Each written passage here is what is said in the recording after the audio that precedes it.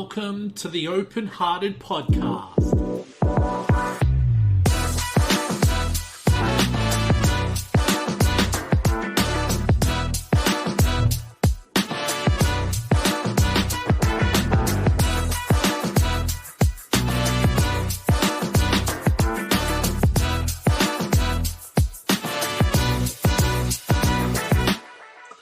Hello and welcome to another episode of the OpenHearted Podcast. I'm your host, Will Wheeler, joined with my main man, Photon John. What's going on, brother? Oh, just getting ready for Friday beers. Friday beers, where are they happening? Good afternoon. I'm going to go back up to that Tribe Clubhouse, that social community organization.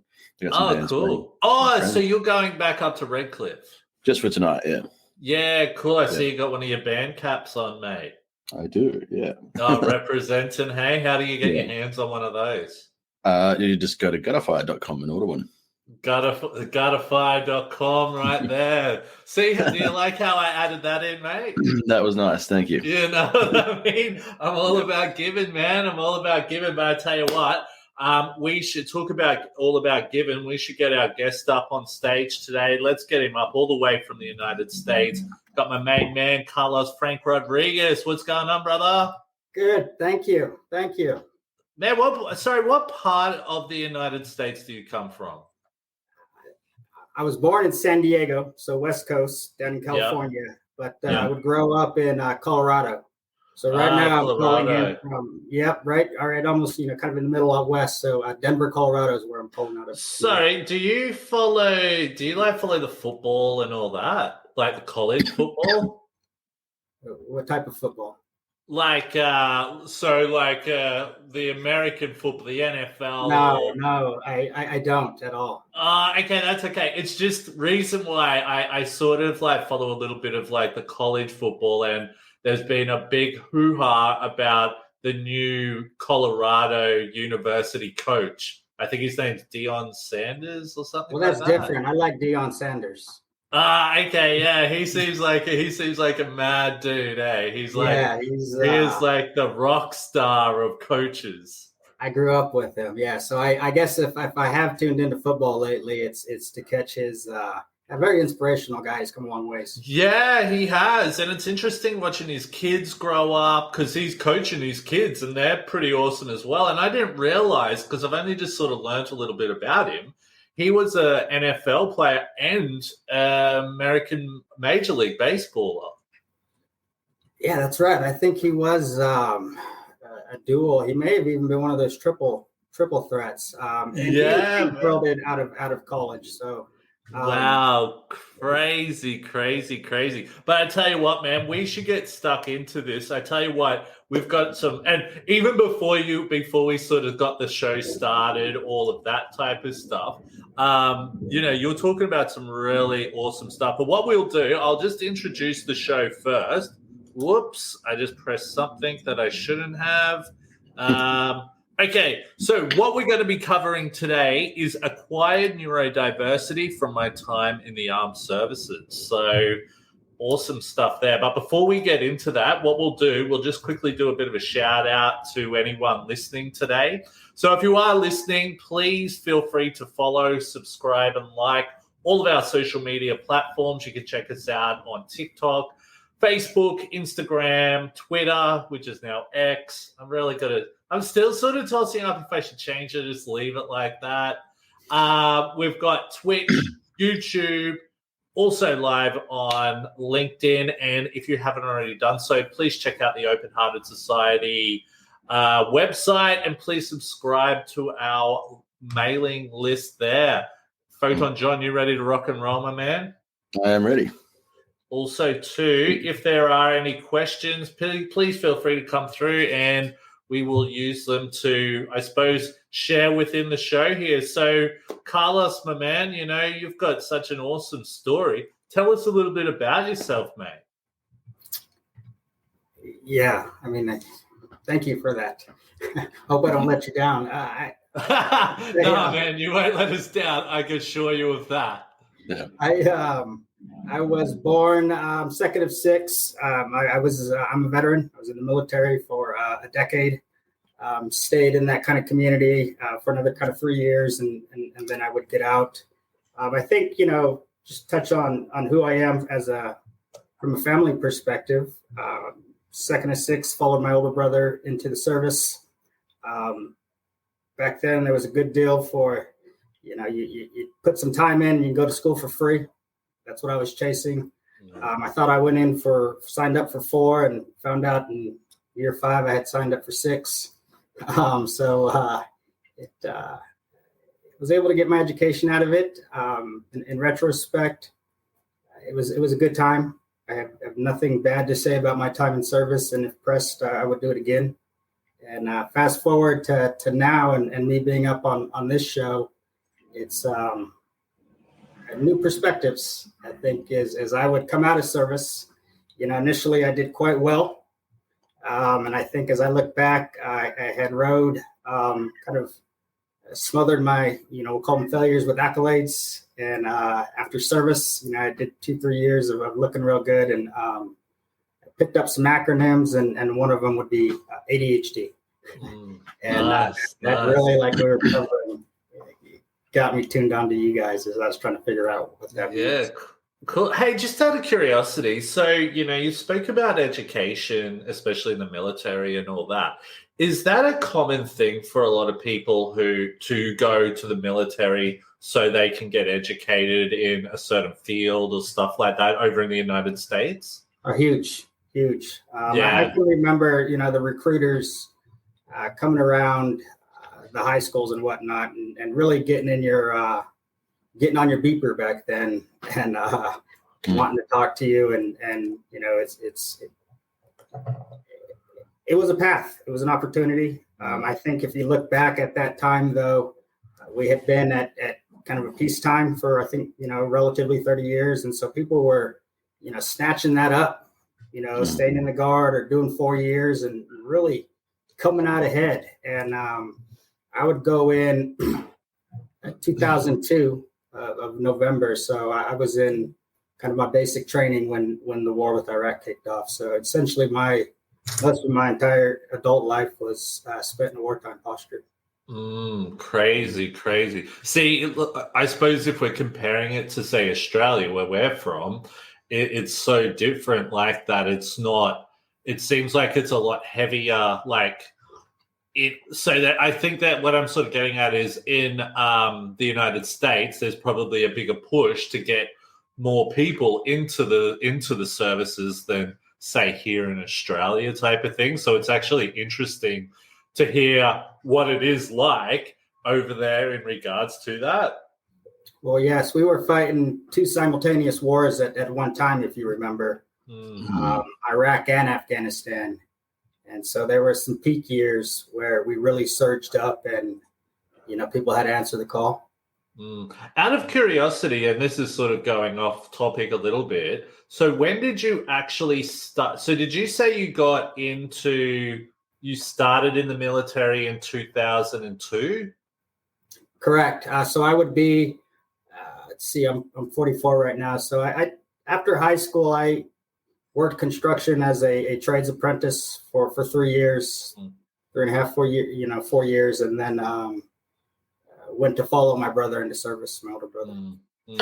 So did September the 11th really change things for you guys? Was that sort of like, man, what the hell's going on here? Because like you're saying, before that, it was a very quiet type of thing.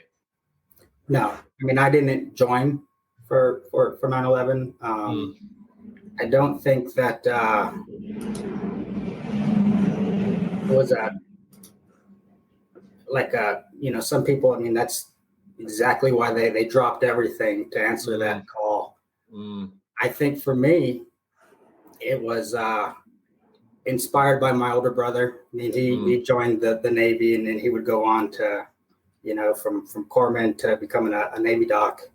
And so I think he was joined about 3 years ahead of me, and seeing him come around, and, he looked sharp. Yeah, cool. Man, Interesting stuff. So, like you're talking about before, you touch base a little bit on your ADHD. So in terms of your neurodivergence, what is your diagnosis? Because I know before we sort of caught up, you told me a little bit about your ADHD, how you got diagnosed, I think, recently, and you've also acquired some stuff as well, I believe. Yeah. That's a nice way of putting it. I think the acquired that we're talking about would be the initials of PTSD, a TBI, and so I acquired those officially in 2018. In 2019, I would get diagnosed with ADHD, and so that's where we kind of sit right now. And I've done a lot of work, kind of mental health advocacy. Following kind of the examples of people like you, but also military leaders that are speaking up. The ADHD is what gave me hope. I couldn't understand those nasty acronyms of the other ones, right?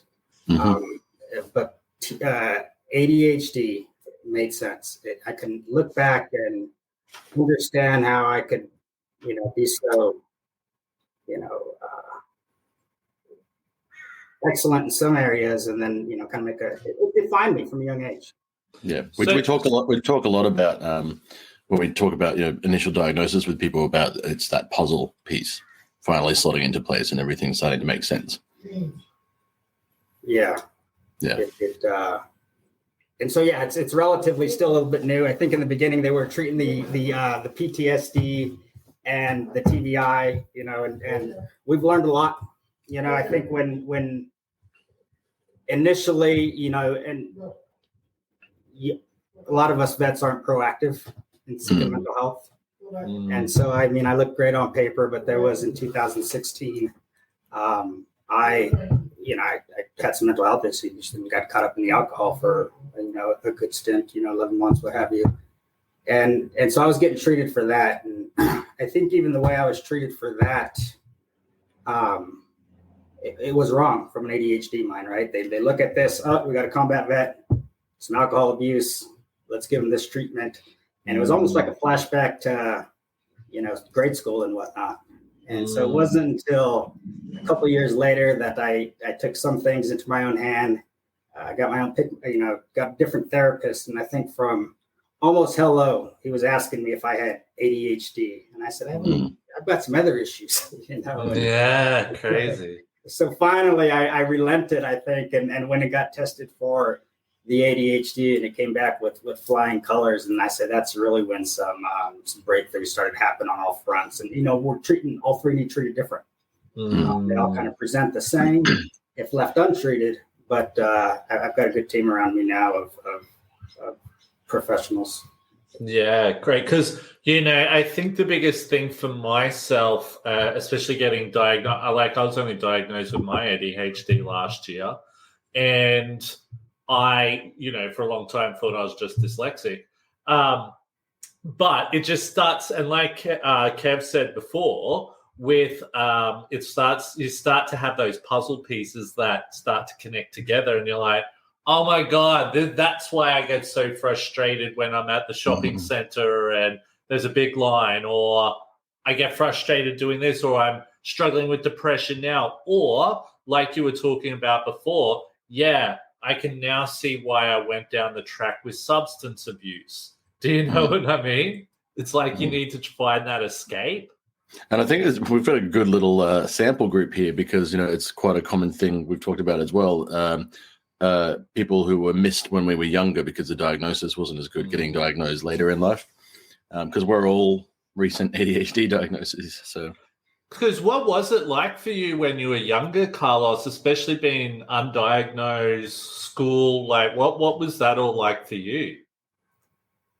Yeah, these are all kind of relatively new reflections, and so as I look back, I could say. And one of the things I'll credit my mother with is we didn't, there was no TV in the house growing up, and I don't want to say she made us read, but we loved reading from a young age. I was a voracious reader, and so from an ADHD mind, it's a lot of discipline, and so there was a lot of discipline kind of growing up. I would test into say gifted and talented for reading, but I couldn't, pass a math test. So I knew I wasn't Harvard bound by 5th grade. And always high energy, and staying, a bit rambunctious, sports and whatnot. And I will say, I knew by 5th grade that math wasn't going to be my strong point. But in 8th grade, there's probably only one teacher that stands out that I can name, and kind of Miss Holly Cross, and she was a math teacher, and I would get an A in her class. But every time I had her class, right in the middle of it, she'd tell me, get up and go get a drink of water. And so she saw it, and I think that little outlet right there, surprised me that I got an A in her class. And I don't say that I paid any more attention other than I'd take 15 minutes out of a 45-minute class and go figure it out. But you know what? I reckon that you probably deserve that A. It's not like she just gave you an A because she wanted to give you an A. I think she probably knew how to get the best out of you, especially one, telling you to go get a drink of water halfway through class. She knows that your mind is everywhere by then and you need a small break. Do you know what I mean? Yes. I mean, that is it. And so from then on, probably it wasn't like, when forced to apply myself when it came to math, and, I would kind of spend most of my career in the engineering field, I could do it. But as I got older, it would be put this back against the wall, study like hell around the clock, act like it was nonchalant, not all that hard. And I think, kind of growing up, I can say right now, naturally, I'm an introvert, but I learned from a young age, a smile and a little bit of charisma can get me a second chance. And that's what I feel really got me through a lot of this, kind of life. So I always said what I lacked in intellect, I realized I can outwork a lot of people. Have you read much yet in what you're learning about the masking side of things? Yeah, it's kind of scary. And how the sort of smiling and being charming works, but that can tire you out as well. Yeah, I mean it's I could work a crowd. Back in the day, and I still can now. I think when I'm motivated to, but I feel. And I went through something pretty traumatic, right? I mean, when I don't want to overgloss, and I want to kind of dwell here for a little bit. I was a high performer. And when I got out, I had a nice kind of name brand corporate job, making, corporate money. And I had accomplished up to a master's degree level, was teaching as an adjunct professor. And, it almost happened overnight. I could say in retrospect, the red flags were there, but a glass of wine really went up to, we're having dinner, she's going to bed, and I'm polishing off another, the rest of the bottle and a couple of shooters, and that just progressed. It got out of hand. And it's so easy to get into that pattern as well. Do you know what I mean? Because I think, and I've spoken about this with many people, with alcohol, for example, you can easily just go down to the shop and go buy some. You're not doing anything wrong.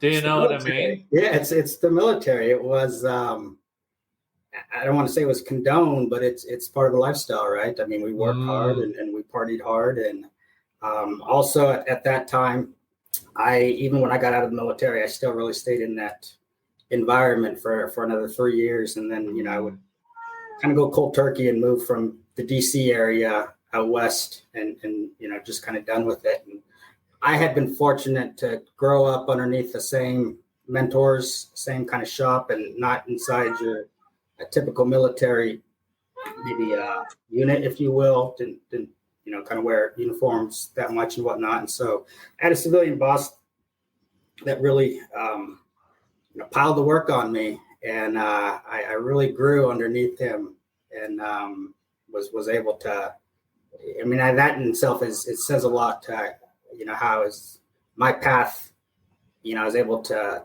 kind of create with good mentors that, a good path forward. And so growing up in that, and as he, and I would advance in levels of responsibility, I didn't realize how much perhaps some non-normal things have become normalized. And, growing up in an engineering unit, if you will, I didn't think I was, I could say that I'm just realizing there's a level of intellect that's maybe come through a lot of failure that's why people took a shine to me. And really, kind of didn't give me anything, but allowed me to earn a lot of opportunities. Yeah, awesome. Out of curiosity, now you've shared some really interesting stuff, but it'd be really interesting to just hear a little bit about your service. And I think this is coming from us as people who have never been in the army or the military. So it'd be interesting. It'd be interesting to sort of hear like how. Do we go into that a little bit later, Kev? I think. Just in regards to your diagnosis. Well, you didn't know you were diagnosed when you first got into service, right? You didn't know you were ADHD. Then you weren't allowed to join if you had ADHD. And if we go back to kind of what kept me kind of going forward, I started boxing, at a young age.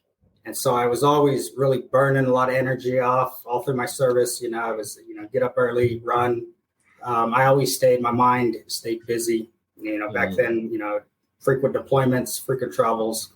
And to go back to kind of my service on that as well is I'm a data nerd, right? I mean, I've seen how technology changed war from the first time I would go in 2006 to Iraq. And then, in 2006 to Iraq. So I'm a comms guy. My job, my specialty was installing fiber optics, copper cables. And then as, kind of the war progressed, I was one of kind of a smaller group that, could install cell towers.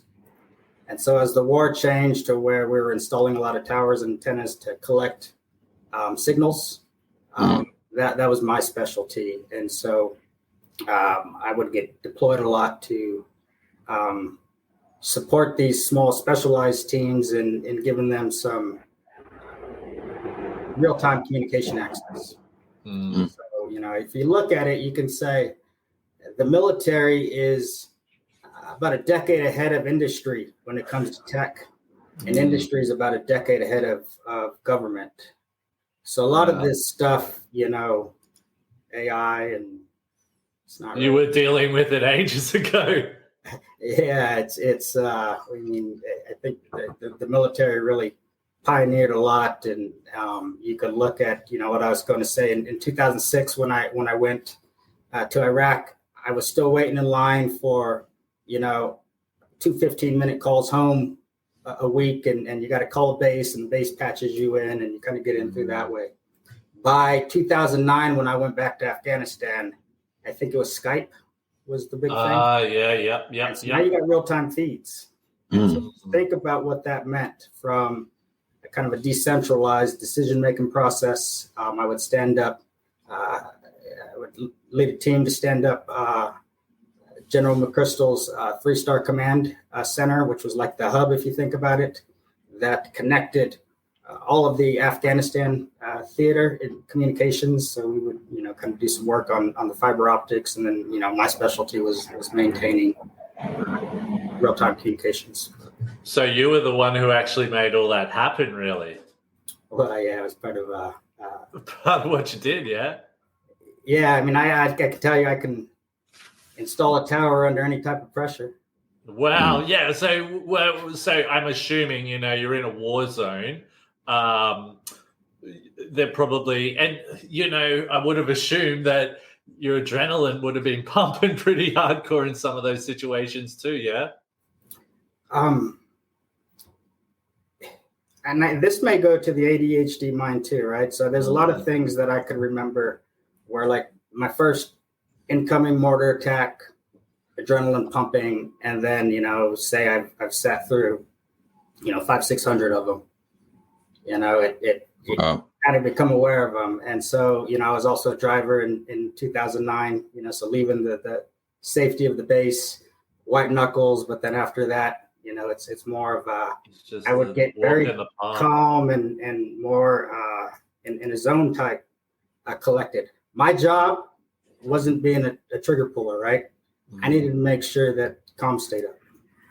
So I knew my role. So it's I would go back, kind of 4 times. And so after the first time, when you go back, I wouldn't say that. No, I wouldn't say there was a healthy level of being afraid. And when some of these towers we would install would be on kind of the front lines. If you can think about it, you got your big base where the airplanes are flying in. War is war. Anybody who's been into a war theater is going to be impacted and think a little bit differently. But the further you go out from the sanctuary, the big bases, then you go into kind of forward operating bases, and they get smaller and smaller, and then you got camps and cobs, and they just get you're more out there by yourself. And it would be installing some of these towers on the front lines that I think seasoned me into a level of calm. Also, too, I would have assumed that, by taking out one of those towers, that could be a big advantage to their enemy. So, in a way, you're a high potential target right there as well, right? Yeah, there was one time I choppered in with a couple guys to install a tower.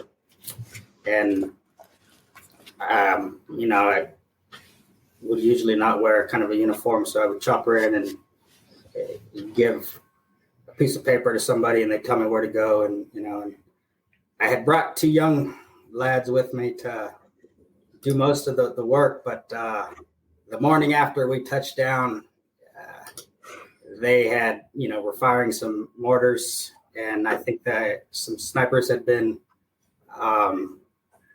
poking around, if you will. So I wouldn't let them climb it. And so I installed that thing, kind of stick by stick, for the most part, myself, just because of, I think that's the military mindset. If somebody's going to go forward, it needs to be, kind of the leader type, leadership type of stuff, right? Yeah. So I think it was, they did their fair share of work, putting the things together, and, we call it working ground crew. But it was things like that. I remember, like, hey, this is gonna suck. Yeah, man. Well, it's been you gotta focus, right? You can't. We say we were sniper snacks. Yeah, sniper snacks. Wow. Yeah, like I just couldn't even imagine that, and it's just crazy. So you've said a little bit about the service, but and I suppose we're getting a little bit off track here, but I think it's really important. What is war like? Like obviously you were talking about there's probably people, maybe mates of yours have been killed around you. How do you deal with that? That is a lot to take on. And then just be able to move forward and go, okay, I've still got a job to do and move forward. How does that work? What does that do to you? Yeah, I saw when you put that question there. I've never been asked that before. And I could say also, going, back to my upbringing, and a lot of the books that I read were on history and kind of war. So war's not new. This was not going to be our last one, and so anybody who has been to war thinks about it a little bit differently, kind of after they've been there. And so I've had I've seen some of the worst of what war does, from different, friends dying. Sergeant Christosimos would die in 2009, dear friend of mine. And I remember back then the day it happened, and he would die through by way of what we call VBIDs.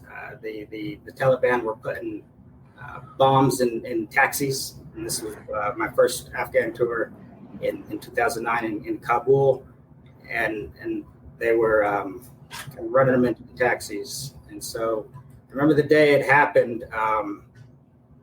It hurt, but I was driving out the next day kind of with my team. So I remember journaling, writing down, kind of raw thoughts and saying, this is gonna mess me up at some point in my life. And then, kind of shouldering on. I think a couple months later in theater, I did break down, but then kind of buttoned it up and never really addressed it until, like I said, I went through some issues with kind of the alcohol abuse that had never presented before in my career. So why then? And that's where I say a lot of the analysis and looking inward. I didn't deal with it right. I'm still learning how to deal with it. And a lot of it is just talking about it. It's not kind of war. It's you have to talk about it. And that goes into, at least here in America, a bit of a culture clash of, it's easy for veterans to feel that for 20 years, not a whole lot of people knew what was going on. And I'm vocal about it because I have to be. Would it be correct? Sorry, you finish. Would it be correct that you kind of can't process it while you're still there? You kind of have to process it afterwards, or I didn't know how. Right. Yeah. I wouldn't have my first mental health discussion, and I operated in the Intel community for most of my career, and kind of security clearance and everything that comes with that. I didn't have my first mental health discussion until I was probably 35, 36. By then it was retroactive, and and I don't know what, in that lifestyle I was squared away. And I excelled, but when it hit and the transition period from military service of being all in, always kind of ready to go, to not, I wish there, and it's getting better now, but there wasn't a whole lot back then, and it was new, right? I mean, we've got to realize that this is unprecedented. America was at war for 20 years with an all-professional military. So you look at it's not just trauma, I would say, from the war, from PTSD from the war. It's you really got to take a hard look back at your life, and a lot of times it's easy to stop at the war and say I'm not going past that. And I think it's that's why I say ADHD was a blessing in allowing me to. It's been 5 years, right? 2016 is when I put a pin in the map and saying it was a meltdown here, right? There was a moment where I didn't want to stick around, when I couldn't figure it out, when I wasn't effective and there was no solution.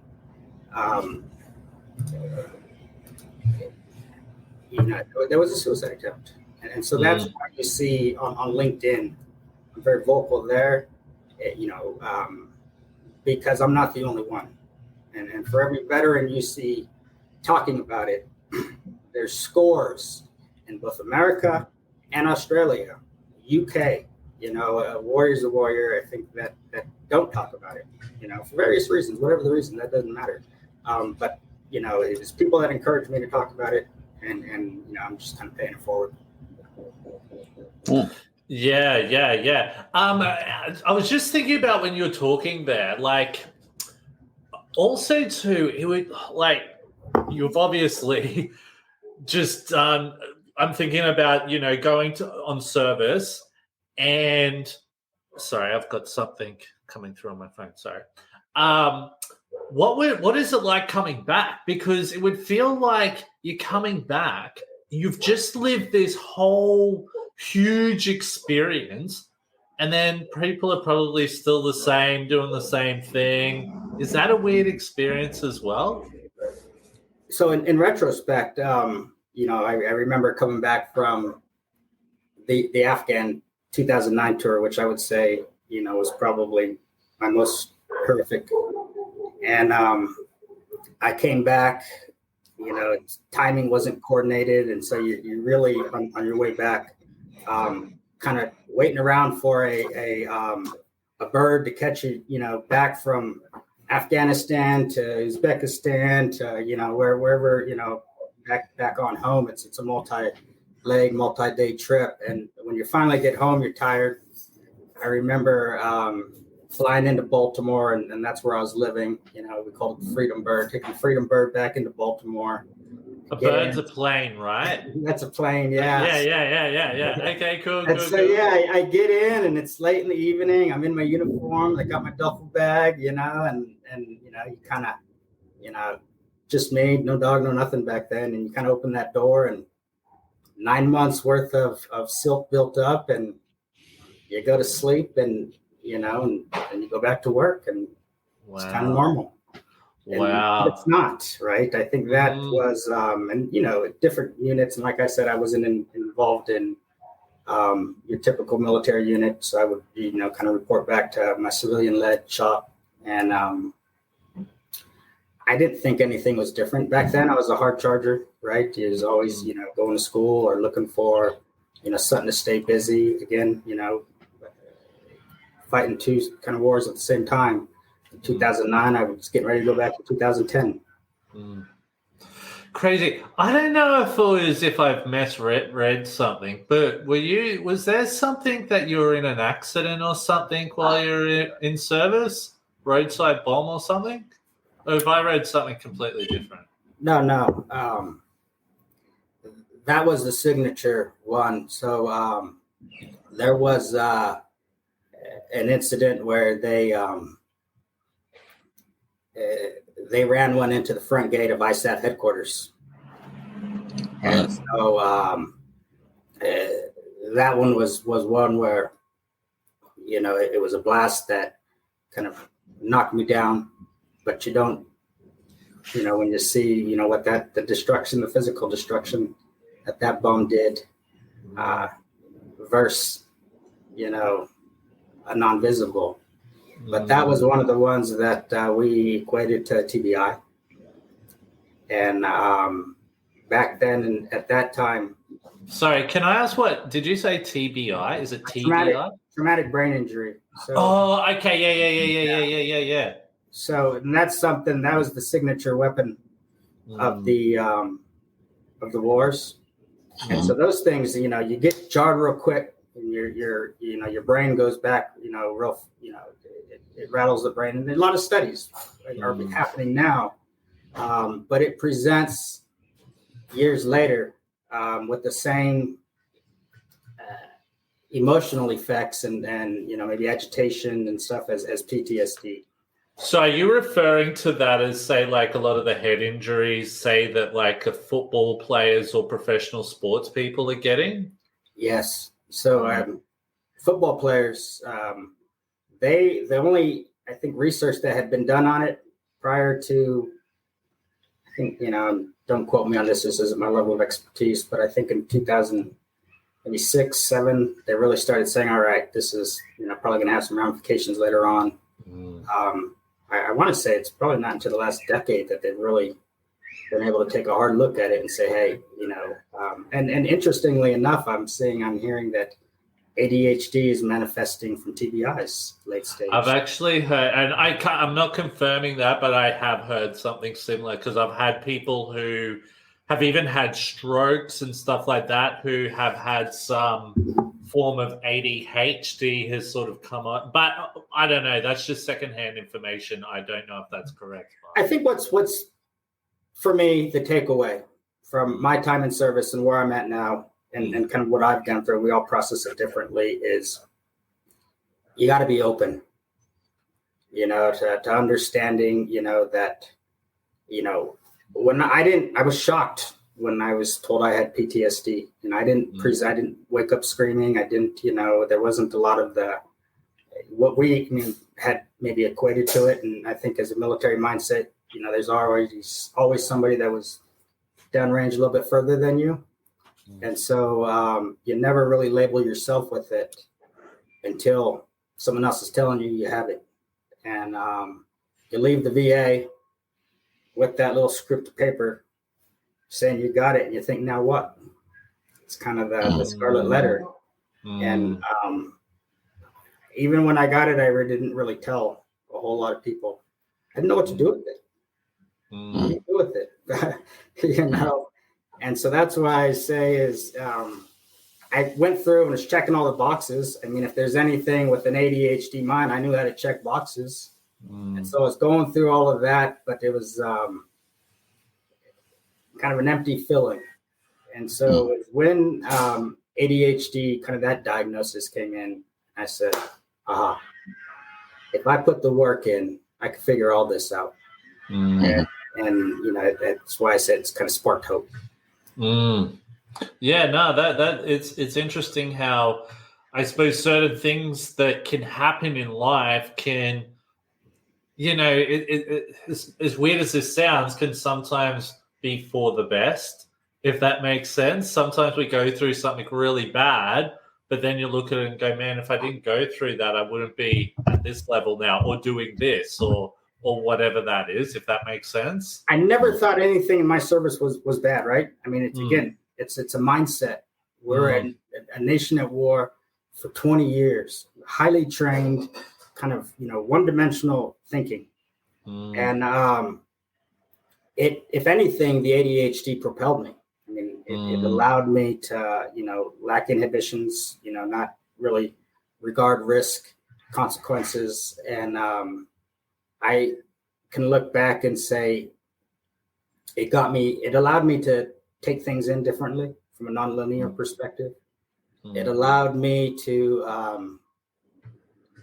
I didn't know what depression was back then. I knew what anxiety was, but it kept me sharp. And so when I transitioned out and I didn't have an outlet for the anxiety, and, you're drinking a little bit more. So guess what I'm not doing? I'm not running in the morning, and so it's where I was, I didn't know alcohol and depression were kind of twisted cousins. So I really learned a lot off of mental health and I can say relative to what it used to be, anxiety is not a problem for me. I suppose it would a little bit be the conversation as well, because I remember seeing on TV shows even as late as the sort of early 2000s, people debating on panels and stuff whether or not depression existed. I think we've made leaps and bounds, and since I think around your time in the service to now.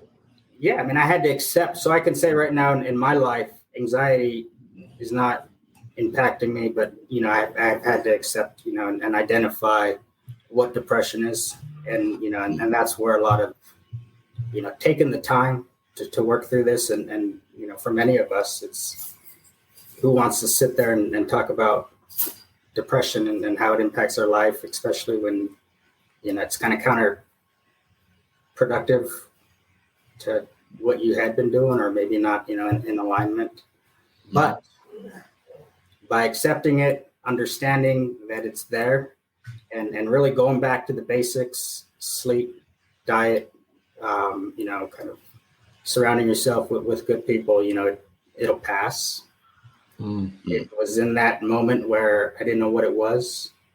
I remember Googling, this feeling I was going through, and I didn't have social media or any of that jazz. And coming across TEDx, and I didn't know what TEDx was. And there was a couple of one of them was an Australian mate, a guy named Ash Judd. And another one was an American Marine, Thomas Burke, and they were talking about their time. Well, Thomas Burke in his thing, I think, was PTSD and returning to the classroom or something like that. He was describing, the kind of the same time frame I was in Afghanistan, and then as he got out, some of the motions of, just coping with alcohol and copious amounts of drugs, and and how his suicide attempt, and I was like, wow. That was the first moment I realized all of this stuff I was trying to keep hidden was alone. And I think the difference, I saw the visible difference was he was on a TEDx show talking about how he had just graduated from Yale. And I thought, what am I missing here? And so I remember watching, him over and over and over. And then that led me down kind of the spiral trail. And there was another Australian guy who, Ash Judd, who was describing again these similar emotions. It's nothing, once you start really pulling it back, war is war, it's horrible. But what it does to the human mind, it's kind of a same lane, and how until you take the time to own it and address it and deal with it, you're not going to get past it. And so you're not going to be just as easily, kind of hid from it. And I probably could have maintained. I mean, I don't know. I mean, I'm just glad and it took a lot longer than I thought. Like anything else, I failed at it and got it wrong until I got it right. But I also not, these days, not holding regret. I could look back and say there were some mistakes made, and how treating a mind with ADHD for PTSD, that same cookie cutter situation or scenario, it's you gotta treat them differently. And so, like I said, it was that therapist who I probably cycled through a number of them before I got the one that really made some strides and impact on stuff with them in my life. And from the get-go, day one almost.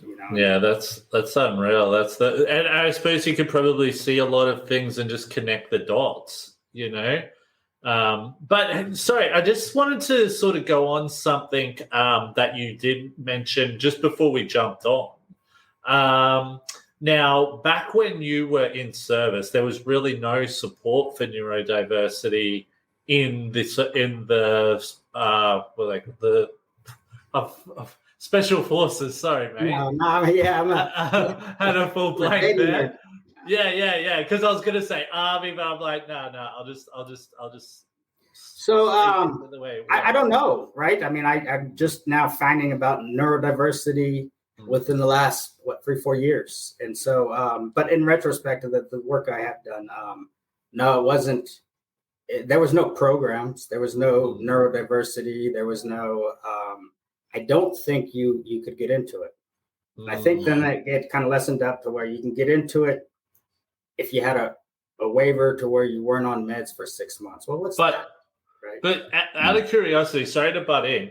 Let's say if you go back to that time when you were in service, do you look at some things now and go, oh my God, that was why, what were some of those challenges that you faced that you didn't really think about at the time? You knew you were challenging with some things, but now you've been diagnosed. What was some of them when you were back in the service? Oh, really? From I would go through electronics school, and it was one of those things. Military school is a whole lot different than what I would say most people are used to, and so you fail out. So there's different blocks, and they're really cramming all of this, electronics, hardcore, kind of heavy stuff, into a compressed schedule where you're also learning to become a military member. And so it's everything structured and rigorous in the class, and you're on time, you're sitting in a certain posture and all of that. And you were allowed one time to kind of fail a class, I believe. And then if you failed it again, you would get washed out. And pretty much if you failed at one, you were just biding your time till they were going to find a way to get you out. And so I failed a block early on with my electronics class. I think that was a 5-month course or something like that. And so I failed it early on. And so for the rest of my time in that electronics school, my back was against the wall and just studying around the clock. And so as I look at it, memorization for an ADHD mind's a little bit different, so, and that same type of mindset would continue on. And as I progressed, I tried to mask how hard I thought I was working. I said, this can't be normal, and so I wouldn't go out on a Friday night. I mean, it would be from, I'd be studying or trying to figure it out. And you almost be burning yourself out just back studying then, and that. Yeah, back then, and I can get away with, a couple hours of sleep. So insomnia was something that I had to address also. And, that all caught up. And so, the whole mindset of all I'll work you, first in, last out, kind of send me. I know that I use that to mask a lot of, where maybe, other people would say I would fall short, but, you come over the top on some other things. It's really, could hide some deficiencies. Yeah, interesting. We are getting towards the end, but we just have a few more questions to go through. But what are some of the positives and I know you've shared some of these, but what are some of the positives you've taken out of your whole experience, especially with your diagnosis? Maybe now, I think a big thing is your what you've shared so far is you're quite open about this now. Where you said you just didn't know how to talk about a lot of this stuff. Now you're very open and helping other people, I suppose, be able to feel comfortable in themselves as well. So what was your experience? I think ADHD allowed me to develop empathy. I can see other people that were struggling, and maybe they weren't as, masked extrovert and didn't have maybe the charisma and whatnot. And so there's people that I could connect with, as I look back. I could say the discipline and the leadership instilled resiliency. The one time I tried to quit, I didn't. And so once I made that commitment to figure it out, and it wasn't easy, right? Sitting here talking about it, it's I've been talking about it for a couple of years now because I had to. When I committed to figuring it out, it was extremely difficult, and I didn't know what I was figuring out.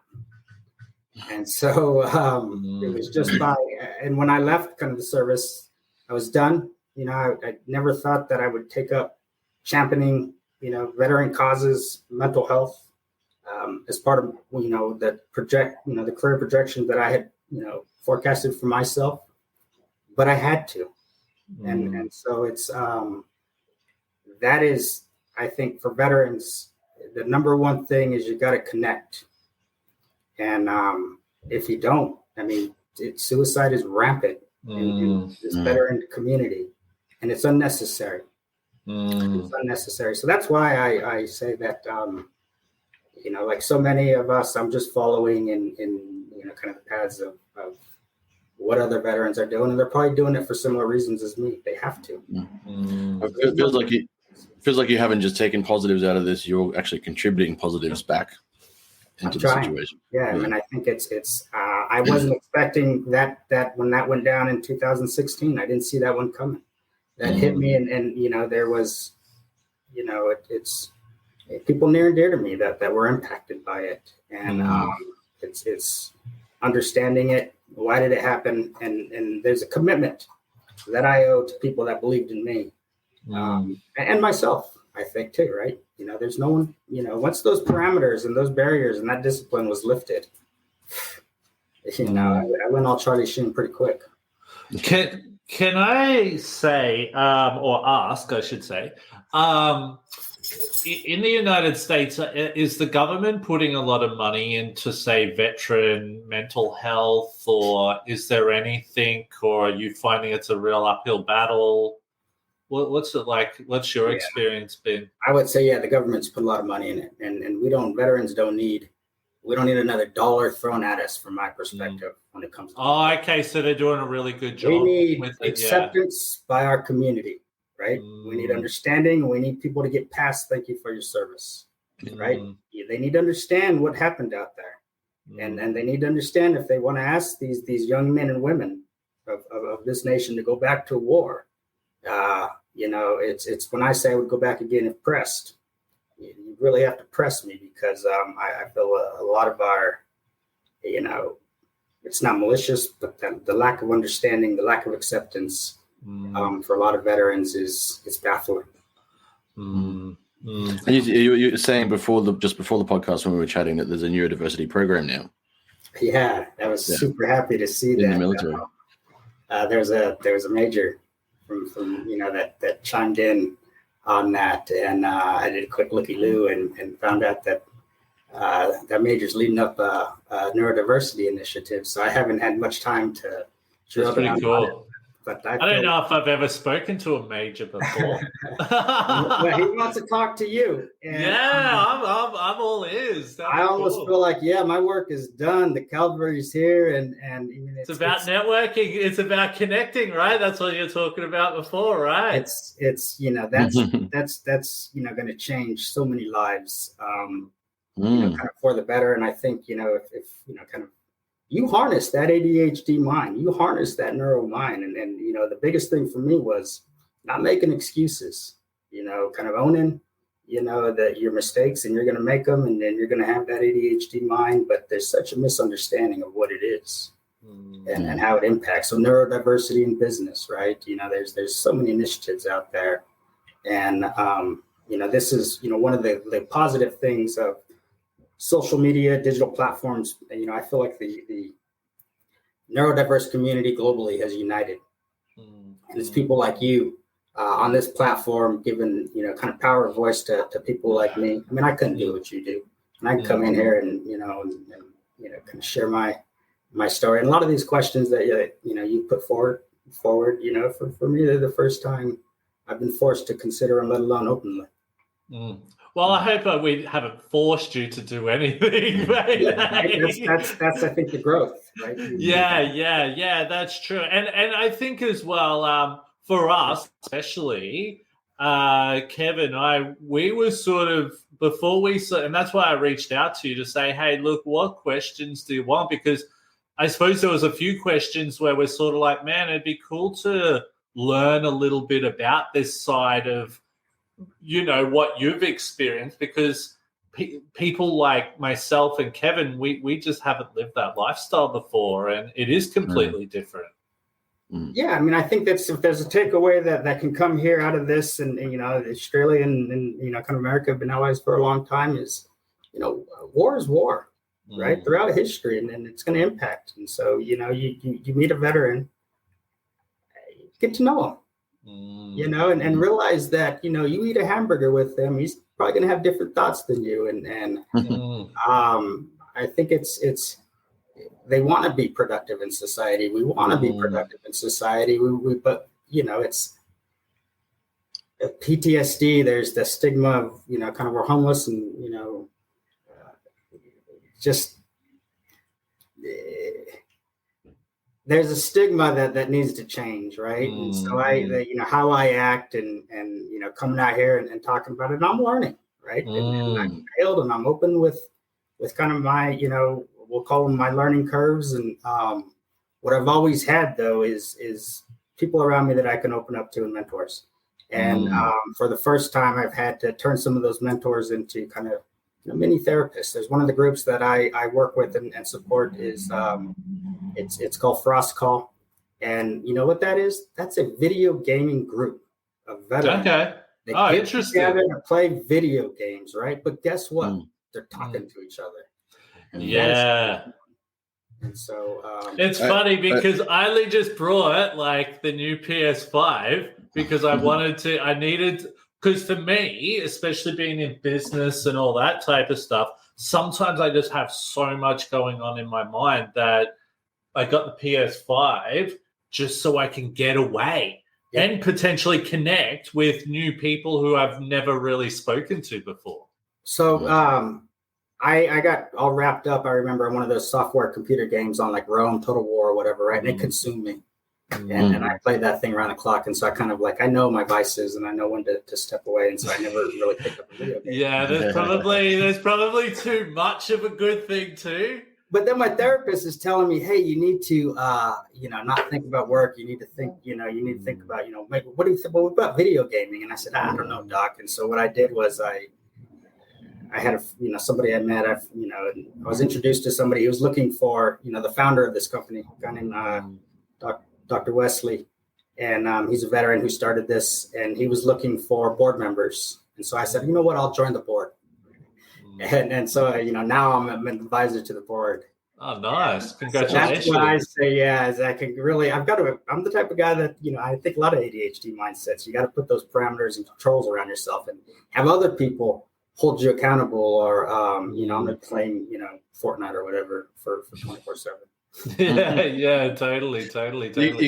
You can. So I've actually recently had the pleasure of getting to know a veteran who served in Afghanistan, involved in liberating some fairly major areas around there. Is that an Australian veteran? Yeah. Okay. And he I met him at a show. He came to see the band, and we just started talking. And I really encouraged him to get back into music because he's at my age, which isn't a spring chicken, but it was clear he needed to express himself somehow. And some of the things, just getting to know him, some of the things he told me that he's done as part of his service was just mind blowing to me. Like, that's a life experience I'm never gonna fully grasp. But yeah, and then he started a band, and the band's going really well, and he's a really great singer. He had a bit of stuff he needed to get out, so it came out well artistically. Oh, so good in his lyrics and that, yeah. Yeah. So, but just the focus for him and that outlet has really helped him a lot. That's exactly what's needed, right? And I think, like I said, I came to you guys, and I, kind of watched you guys, and there's a lot of podcasts out there, and going on podcasts is not my thing. But I really watched how you treated your guests and kind of how you guys were genuine and just truly seeking yourselves, right? And then you guys, took leadership and took the platform. And so I think, a lot of veterans, they, mental health, you've been through some ADHD, you've got some things you're going through. It's really the arts that I think that really allow you to, for me, it's I appreciate them a little bit differently, but I like going to the symphony or kind of it's really the arts and those minds which you guys represent of the non-judgmental type.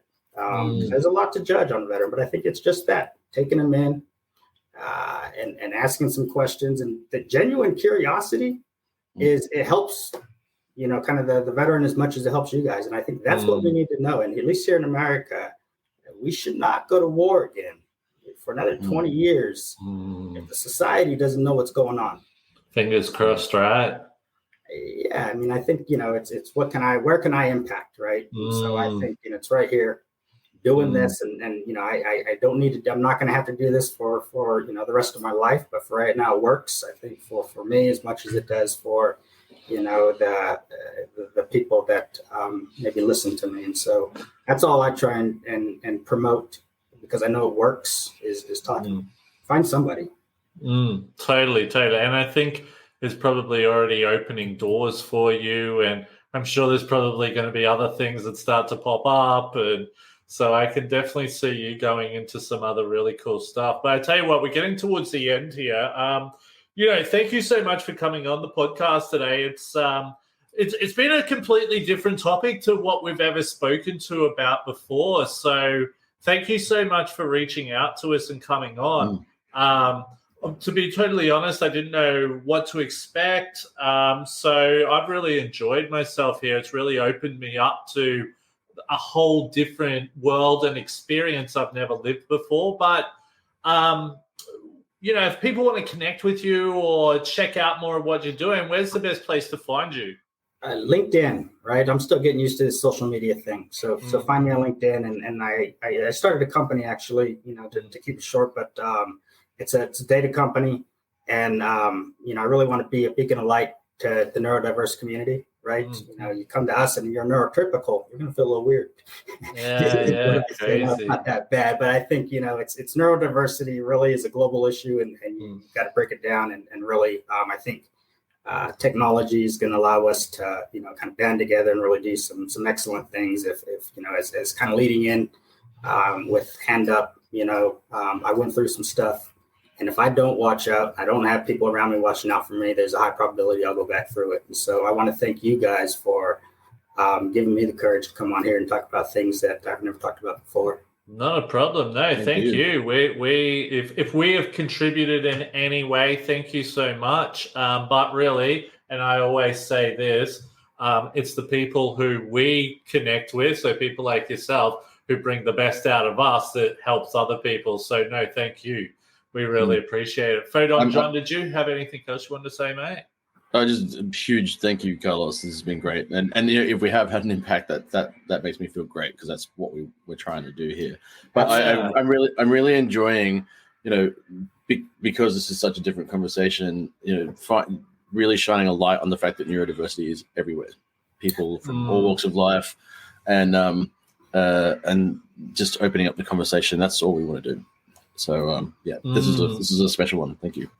Yeah, well, and sort of going on from that, it is amazing how, like, you've reached out to us and how many other people we have coming to us with all these different neurodiversity experiences. And it's sort of like, oh my God, I didn't even think about that. So no, thank you so much for coming.